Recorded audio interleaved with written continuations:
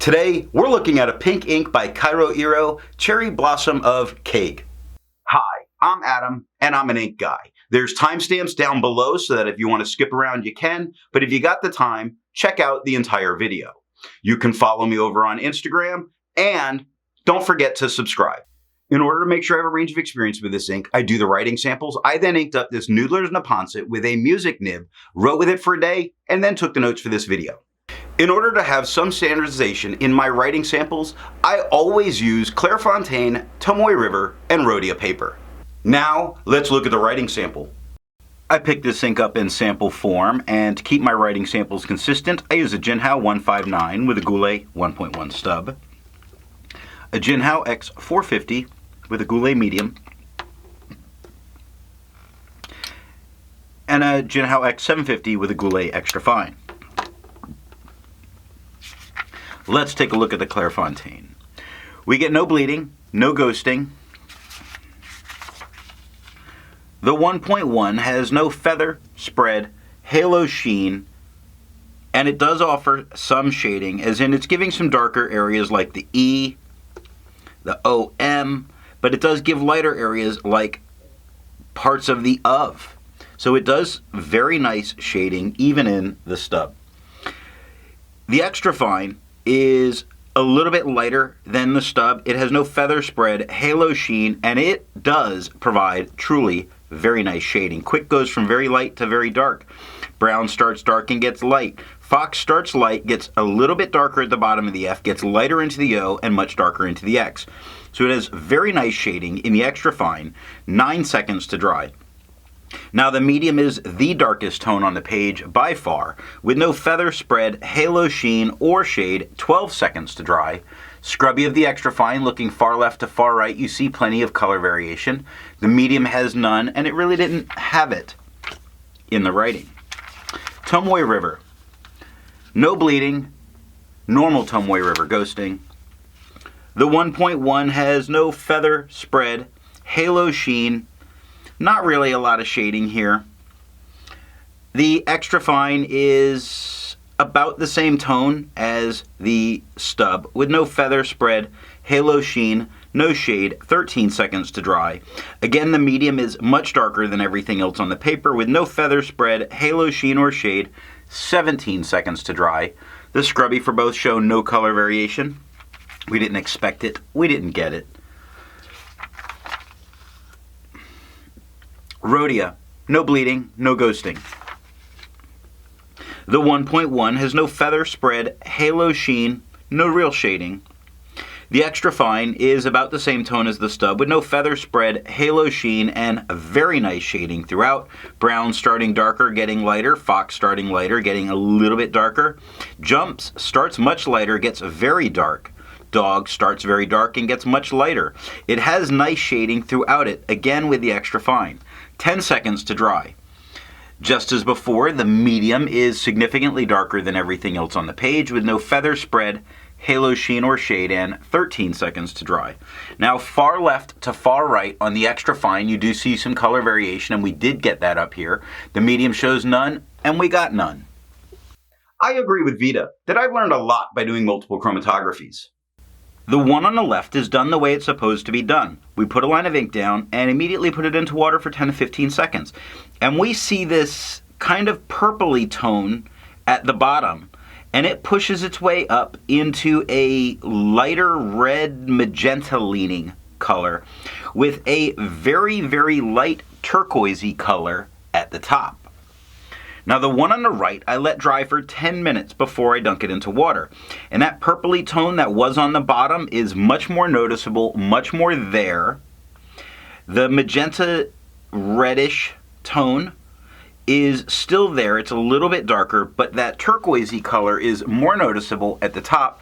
And quite obviously, this ink did not move as far up the paper. Resistance tests are done to see how well this ink can be expected to perform on the page and how hard it may be to clean from your pen. I let the smear dry for 3 days before testing it.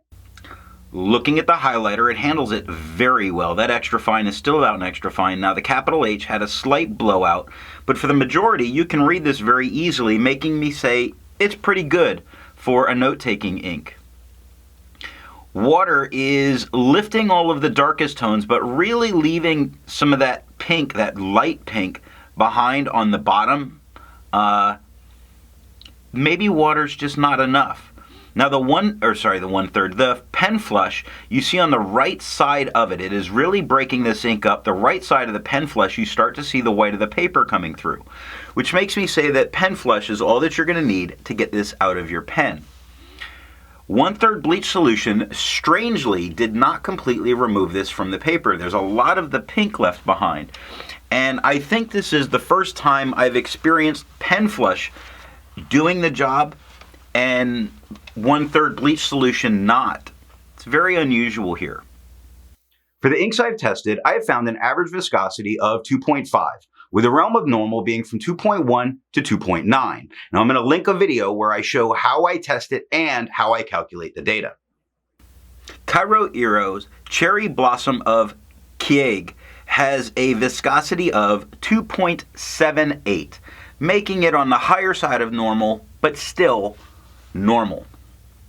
To find my average dry times, I use my writing samples done on Clairfontaine, Tomoe River, and Rhodia paper. I average those. Now for the inks I've tested, I have found an average dry time of 17 seconds, with the realm of normal being from 13 to 21 seconds. Kyo Iro's Cherry Blossom of Keage has an average dry time of 12 seconds, making it just a little bit faster drying. Instead of finding inks that look like Kyo Iro's Cherry Blossom of Keage, I would prefer to find an ink that complements its color on the page. Being that it's a nice pinkish tone, I wanted to go with a purple, like the Atramentis Purple Violet. The second writing sample is done on White Lines, Levenger, and Franklin Christoph paper. Here we're looking at it on White Lines paper. Now on White Lines paper, we're not really getting a lot of bleeding or ghosting except with the medium. The medium's got a bunch of spots that do come through. They don't touch the page underneath. They probably wouldn't stop you from using the back of the page, but it also has a little bit of ghosting with the medium. The 1.1 has no feather, spread, halo sheen, no shade. The extra fine is slightly lighter than the stub with no feather, spread, halo sheen, or shade, and 5 seconds to dry. The medium is quite a bit darker than the extra fine, a little bit darker than the stub with no feather, spread, halo sheen, no shade, 6 seconds to dry. The scrubby for both show us no real color variation, and we didn't get any. Levenger, no bleeding, no ghosting. Always a good paper. The 1.1 has no feather, spread, halo sheen, or shade. The extra fine is slightly lighter than the stub with no feather, spread, halo sheen, or shade, 6 seconds to dry. Medium is darker than the extra fine, slightly darker than the stub with no feather, spread, halo sheen, or shade, and 8 seconds to dry. The scrubby for both show us no color variation. We didn't expect it and we didn't get it. Last up is Franklin Christoph. No bleeding, no ghosting. The 1.1 has no feather, spread, halo sheen, or shade. The extra fine is slightly lighter than the stub with no feather, spread, halo sheen, or shade, and 5 seconds to dry. The medium is quite a bit darker than the extra fine and a little bit darker than the stub with no feather, spread, halo sheen, no shade, 7 seconds to dry. The scrubbies both show us no color variation. We didn't expect it, we didn't get it, and that's the end of the writing sample. So what do I think of Kyo Iro's Cherry Blossom of Keage? Tell me in the comments. I know I'm butchering this. This pink does lean a little bit towards magenta. It's not bad. Pink is a very difficult ink to get really well. I think this is a good one. And I do think the shading that comes through in some of the writing really helps it along the way, even though it's a little magenta leaning. So what nib and pen give the best writing experience? A dry fine. It really puts down a very pleasant tone that's more of the pink and less of the magenta, and still gives some of the nice shading that this ink can do. I put out a new ink review every single day, so that if you're not already subscribed, I'm going to remind you, go ahead and subscribe. Thanks for watching.